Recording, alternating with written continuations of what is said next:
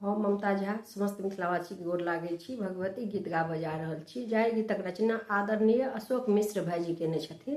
जय मिथिला, जय मैथिली, जय माँ जानकी। एको डेग चललो ने जय माँ भवानी,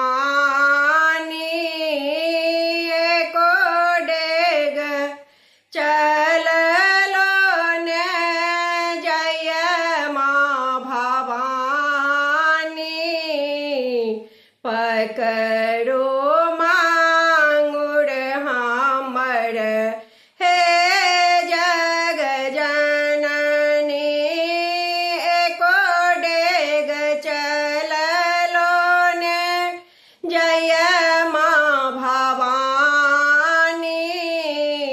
पकड़ो मांगुर हमर हे जग जननी, पकड़ो मांगुर हमर हे जग जननी। मान लाहू हम नहीं जप तप केलाऊं, माया में रही हम दिवस गमेलाऊं। मान लाहू हम नहीं जप तप केलाऊं, माया में रही हम दिवस गमेलाऊं।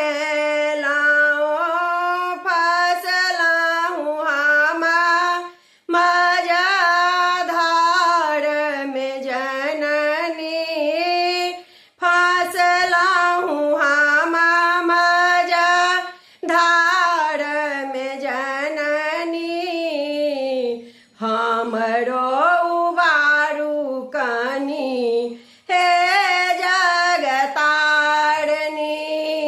हमरो उबारू कनी हे जगतारनी,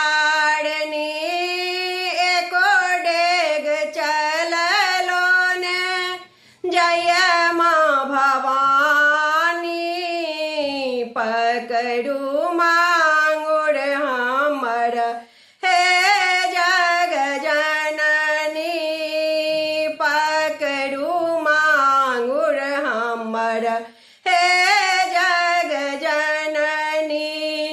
अहाँ के छी धिया पुता से त जनई छी, तैयो एना हे जननी रुसल किया छी। अहाँ के छी धिया पुता से त जनई छी, तैयो एना हे जननी रुसल किया छी।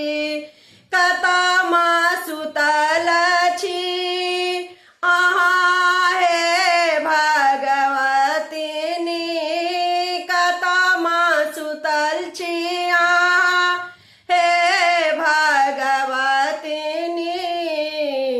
अहीं अबलम्ब मैया हे जय जयानी, अहीं अबलम्ब मैया हे जय जयानी, एको डेग चललो ने जय माँ भवानी, पकड़ू मांगुर हमर हे जग जननी, पकड़ू ने आंगुर हमर हे जग जननी।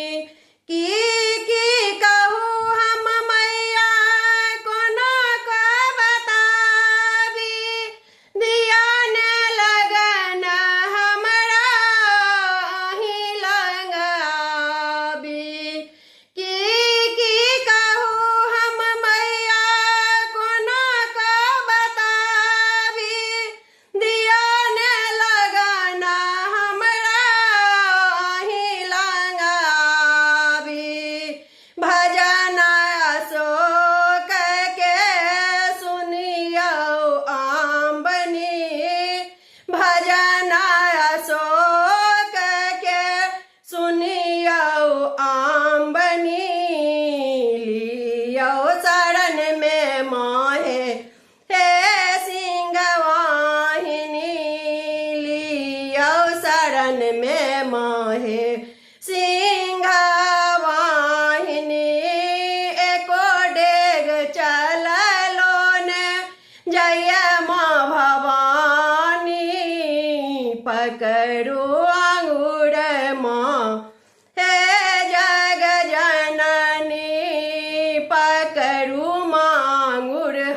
हमर